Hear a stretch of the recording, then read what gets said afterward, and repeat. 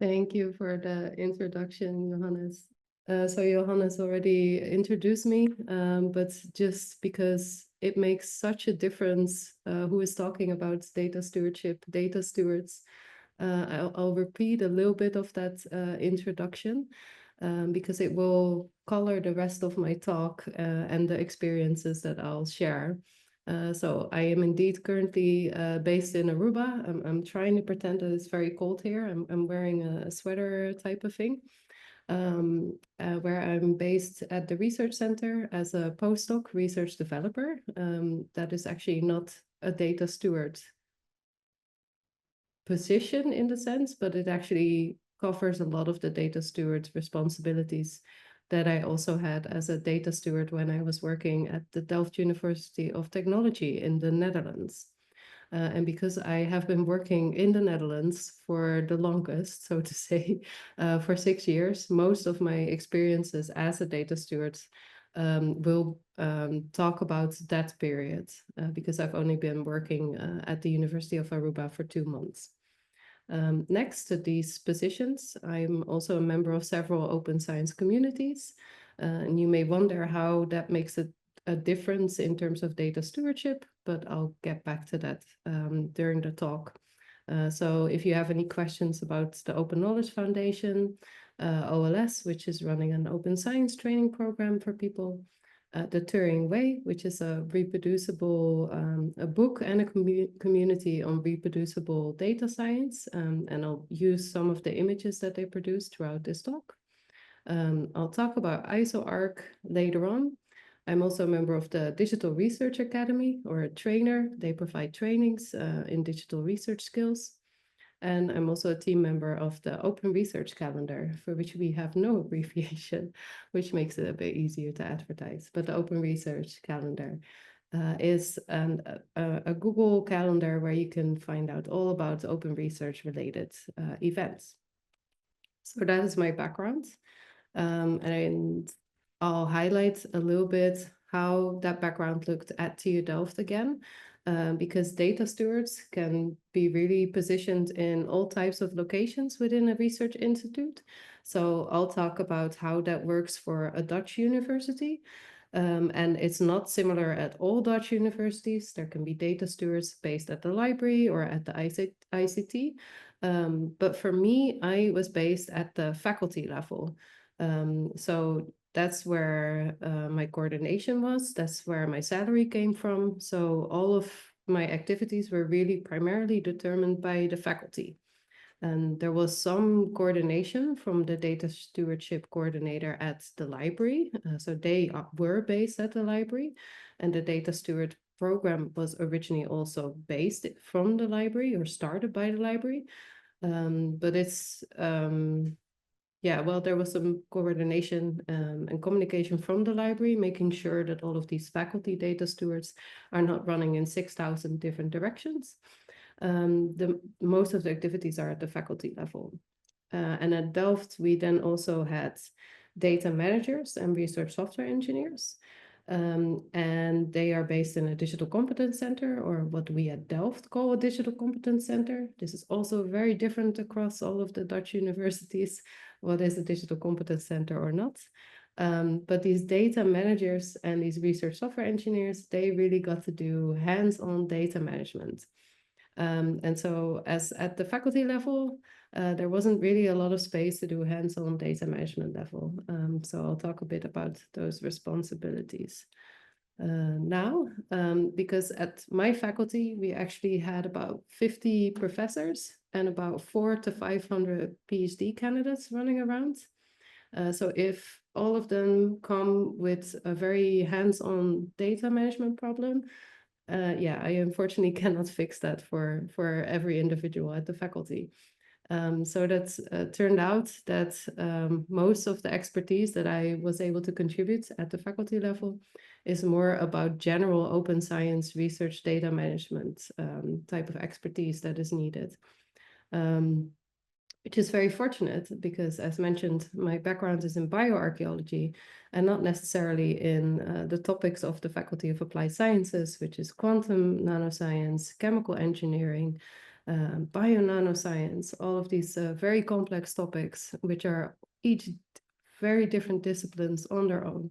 So it's very difficult to sometimes also really do hands-on data management, because that's its own expertise, of course.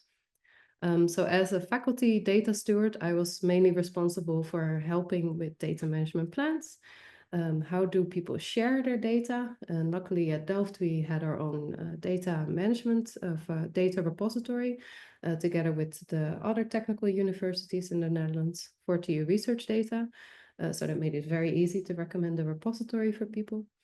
I was involved in trainings on research data management and open science, mostly at the bachelor and PhD level, not really at the master's. That was really based on whatever needs were there. I was answering loads of questions regarding what tools are available to people, which storage solution should they use, what are the differences, why. I didn't list ethical applications, but I was also responsible for those. Policy development and implementation, open science team coordination, and I was also a board member of our open science community at Delft. So lots of different responsibilities, but not hands-on data management. So that's where my perspective comes from. And I copy-pasted this quote from an older presentation, and apologies for my very poor German, but Anja Gerber is saying, Ich glaube, mein halber Job besteht aus Kommunikation, aber mir macht das sehr viel Spaß. And I would agree with her that the position really requires a lot of communication. So people have questions that you need to answer, but also communication in the sense that you need to keep an eye on all of the developments that are happening in the national landscape, in the funding landscape, and how do we translate these developments in a way that makes it easy for researchers to engage with that, so that they don't have to follow all of the things that are going on regarding data management, because that's a lot. Data management and open science is continuously growing. And that's too much for the average researcher to also keep track of everything that is going on. Then I wanted to highlight a particular case study that I was involved in as a data steward at TU Delft, and those were the electronic lab notebooks. And from scanning the meetings that you already had before, this was an important topic. So at Delft, I was involved in a pilot in 2019. Which eventually led to the adoption of two solutions. We chose for RSpace and eLabJournal.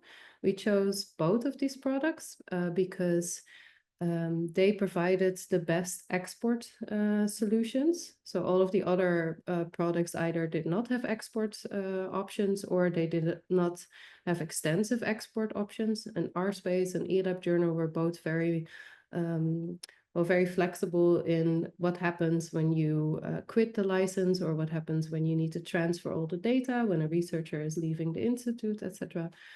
So those were our key criteria for picking these two. There were lots of other criteria, but these, from my memory, these were the criteria that were the most important in the end decision. And we picked two because eLabJournal is a more biologically looking type of ELN, and a lot of our medical hospitals in the Netherlands are already using this solution. So if we want to collaborate with people from our medical institutes, it makes sense to also use this solution, because otherwise it's not very interoperable. But eLabJournal is more of a commercial solution compared to RSpace, which is an open source tool. And it's a lot easier to integrate RSpace with other types of tools, data repositories, and so forth. It also has a bit more of a physical type of appearance in terms of how the lab journal functions. So that covers the other half of my faculty, so to say. So there were various reasons to choose two tools. And then still not everyone is going to be happy and actually use these solutions. We had various discussions with departments. And so, for example, chemical engineering did a pilot with PhD candidates that tried out both RSpace and eLab Journal. And it turned out that that didn't match their flow at all because they were very much focusing on new experiments. So then you can set up a template, but then if you don't use the template after the experiment has ended again, you just wasted a lot of time setting up a template, which could be easier done on paper, which was the feedback that we got from them. And I think in the end, they ended up using GitHub as a ELN for that project. But also for some of the labs, we can't actually take computers into the labs or tablets, phones, etc. So then it's also not great to have an electronic lab notebook if you need to copy things from paper anyway. There's a whole discussion to be had that it would still be helpful to have an electronic lab notebook if you're using paper. But at some point I settled for, as long as you make a scan of your lab notebook, then that's good. As long as the information is somewhere else other than in this lab notebook, which you can lose or spill coffee on, etc., then everything is fine. So even with having these two solutions at TU Delft, not everyone was happy with it or not everyone was using it. But ending on a positive note there, I do think that it's very beneficial for a data steward to be there in the first case, because without data stewards, these type of pilots would not have been possible. So while some people are not using these products, a lot of other people were actually very happy that we now actually had solutions and they didn't have to budget for their lab to actually buy licenses for these products. So we can really start looking into what are the products where both the institution can be happy with, but also the researcher. So for example, another pilot that I was involved in was BioRender, which really came from the researchers. They really wanted this product, but then no one knows the institutional processes you need to go through in order to actually get a pilot off the ground and get things running. And so I think that's where data stewards can play a role. But we can also play a role in why is this even important? How can you actually use these products? You can provide trainings.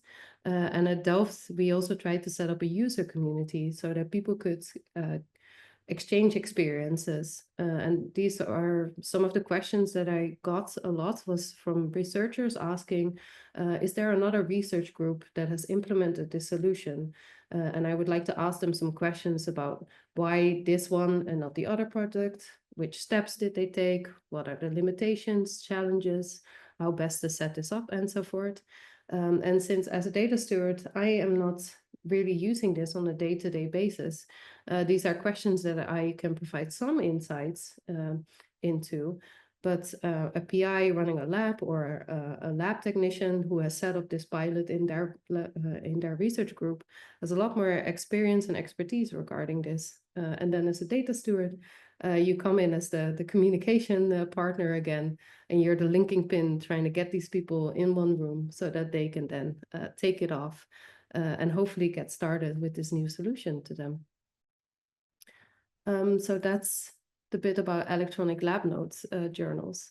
And I think that's just one example of what I think is the bigger picture of why we have data stewards in these institutions, apart from I really need help with setting up my data management plan.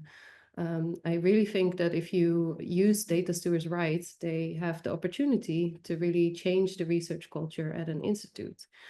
So where we move from focusing on the quantity of papers published or the venue where the paper is published, more towards in valuing the reproducibility of these research outputs and also data sets being shared and code being shared, so that we can really trace all of the steps that people have made and that we can validate their process or reuse some of their materials and results and come up with new research questions or research projects. And I do think that data stewards play a role in that.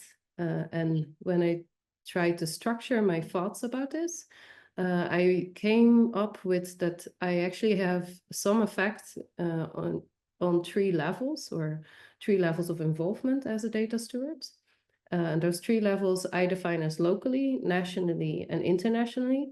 And again, I come at this from a certain perspective. So if you're a data manager or a data steward in a research group, then maybe your level of involvement will stay locally. I hope also a little bit internationally if you're part of a research group. Research spans multiple boundaries, etc. But this level of involvement will look very differently for you compared to more of a generalized data steward that I am, which is based at the institutional level. And I define nationally as going beyond my own research institute, but also involving other research institutes, trying to engage with funders, etc. And one of the things that I wanted to highlight, for example, is that we have a data stewards interest group in the Netherlands. It started in the Netherlands, but since Corona, everything has moved primarily online. So the talks, the chats, the online conversations are also accessible to anyone outside of the Netherlands. So you can also sign up to be kept informed about that. And then, yeah, internationally, so internationally, I see that as disciplined research community type of involvement, because, yeah, if you are involved with research in some way that is beyond the institute, and I'll have an example ISO-ARC for which I'll talk a little bit about in a bit. But I'll start with locally again. So locally at TU Delft, I helped with electronic lab notebook adoption. But from the past, so I was employed there for 6 years. And I've seen how the perception of people really changed regarding open science and research data management in these 6 years. So when I started, I still remember that at some point I was supporting someone with setting up a data management plan. And they were very annoyed with that they had to write the data management plan for the funder, because for them it was really not clear why does this now suddenly need to happen. So that was 2018. I think these requirements were then in place for maybe 2 years, but for them it was really unnecessary. They didn't want to do this extra thing. So something they said was, I don't understand why we have someone like you if we could hire another postdoc doing research for this faculty. So that was 2018, and I've only heard that comment once, so I don't want to exaggerate it. But since then, and especially at the end, I've never heard anything like that anymore, because people very much saw the value of research data management.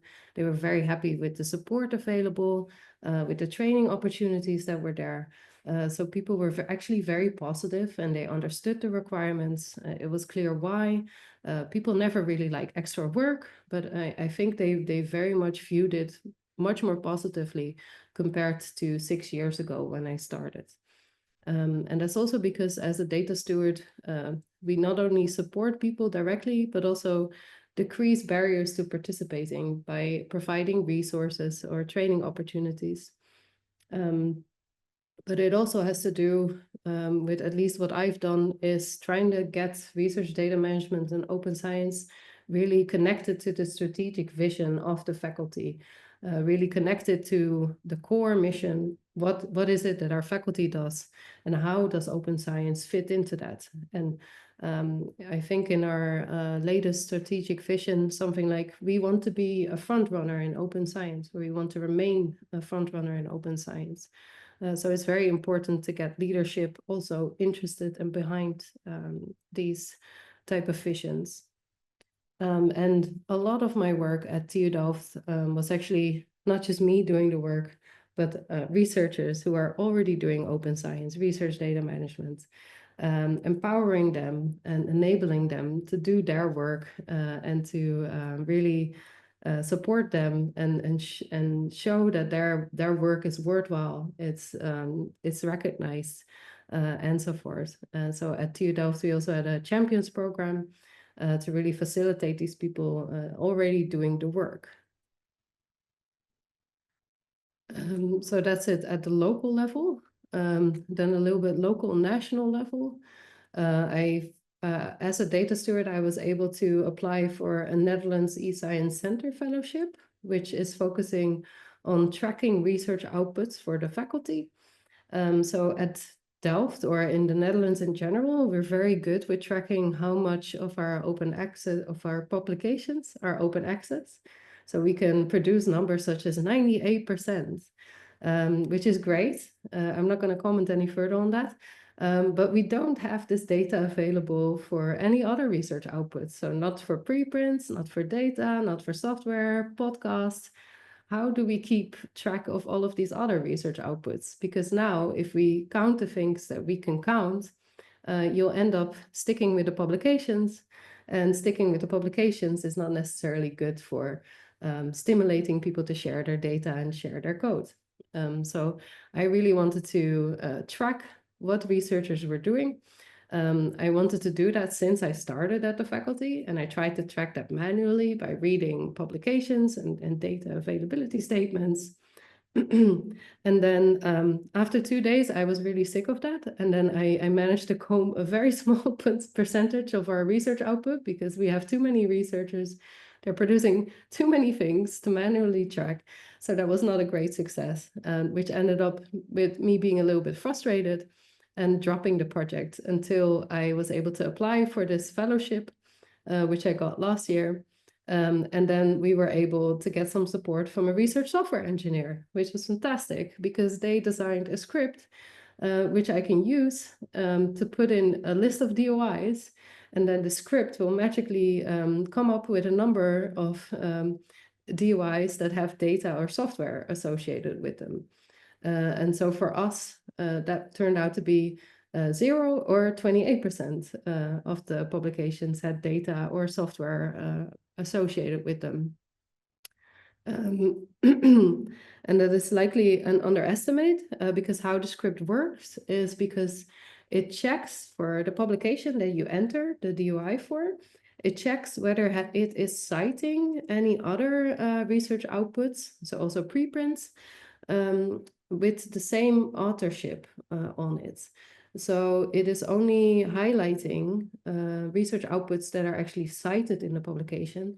And it will also give you some false positives for preprints, because preprints generally also have the same author list on this. So there's still some manual checking for, is it really data or is it really code? But this was a lot of less manual checking than I tried back in 2018. So I was already super happy. But not all researchers are citing their own research outputs, because they're stating in the publication something like data is available here or data is available on GitHub, but then they don't cite their own research outputs. So this is probably an underestimation of what is actually being done. But it's also highlighting that this is the easiest way for us to keep track of that. So in the end, I think an end goal of this project is setting up something like a 3-step template of what researchers should really do at the final part of the research to make these research outputs more visible, because they're already sharing it and I can see it in publications, but because they're not citing it and they don't know that they should cite it for visibility, it remains a bit under the radar. So with this project, we really want to help researchers helping them to make this more visible. Sorry, I am still recovering from Corona and I feel my throat is giving up, so I'll take a sip of water.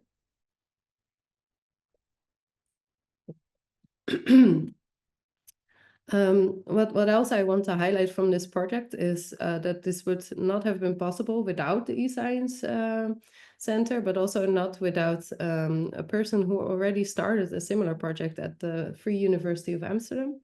And we collaborated together and wrote a blog on a conference session that we organized on this, where lots of people gave input on should we even track these research outputs?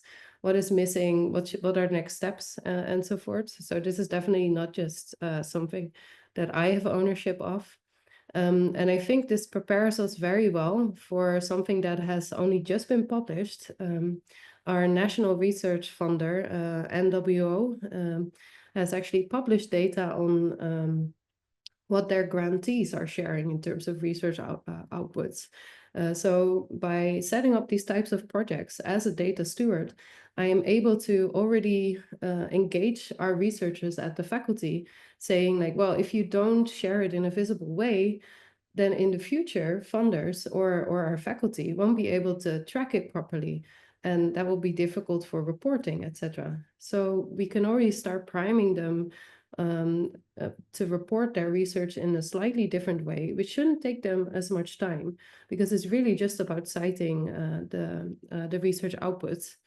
And that can have a huge effect long term in terms of visibility, because then we're already ready for this type of national tracking efforts. But if you start after these tracking efforts have already been in place, it's going to take 2 or 3 years for you to see the difference, because that's how long research takes. That's how long sometimes publishing takes. So then you're already behind. So I think as a data steward, you can really have a future-focused view of what's going to happen in this research landscape. And it turned out that indeed the Netherlands is going to track these type of efforts. Then something for the national and international level. I worked on a paper called 10 Simple Rules for Starting Fair Discussions in Your Community. And I don't necessarily want to go into a lot of detail for this paper, because I already gave a talk about it. And of course, the paper is there, so you can read that if you'd like. But I think that as a data steward, you have a key role to start these discussions in the first place. How do we actually adapt the FAIR principles? How do we practically do that?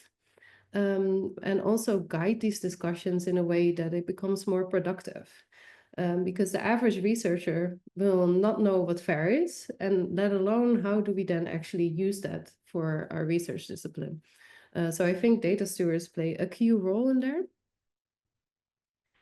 And one of the examples, which is also why I wanted to take part in that paper, actually I'll go back a little bit, because why I call this a national effort is actually because this was done by people, written by people who are based in the Netherlands. So this might be a very Dutch view on how implementing FAIR principle works, because we are all based in the Netherlands. But I do think it has some insights for people in other research contexts. And I mainly wanted to know about this because I was the person in the bioarchaeological community who seemed to be the right person to lead these types of discussions, because I'm also a data steward. So I should know how to do this. And I was sitting there like, well, how do you actually practically implement the FAIR principles?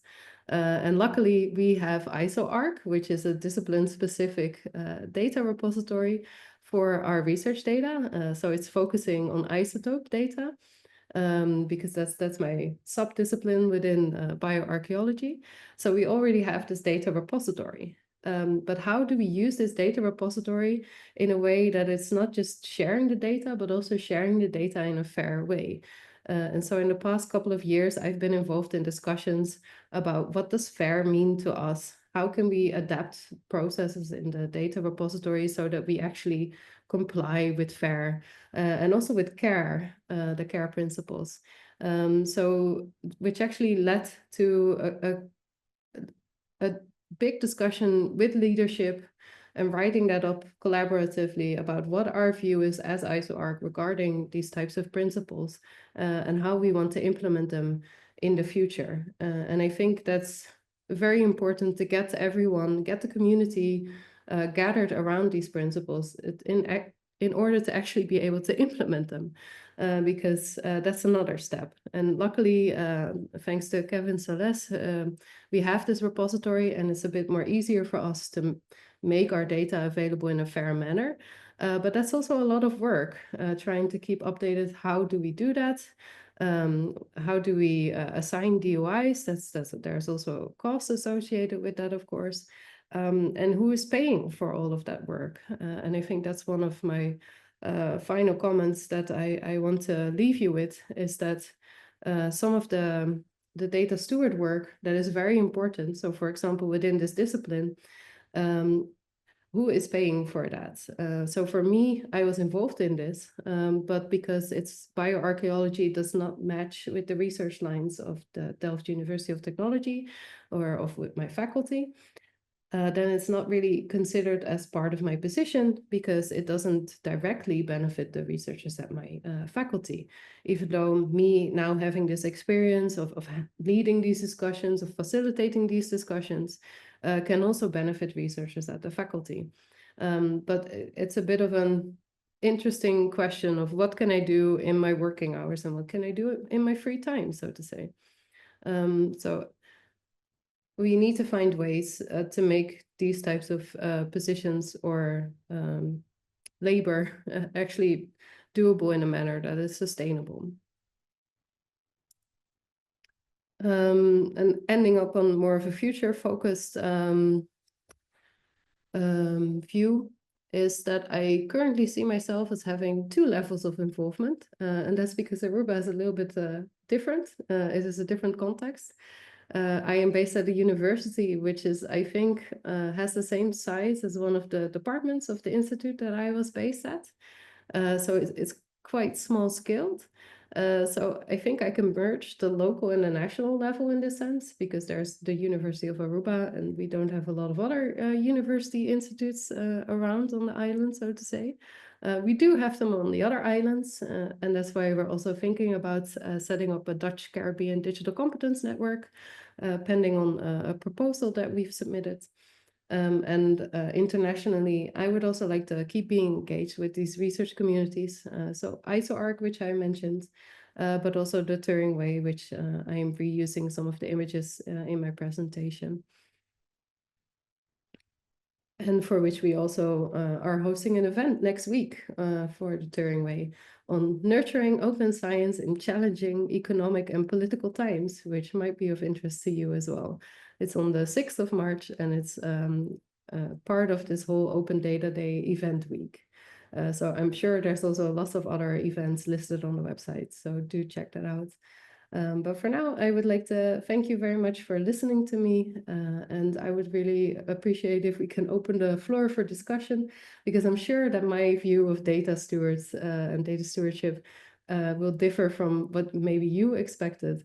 And I would love to have a discussion about that. Thanks.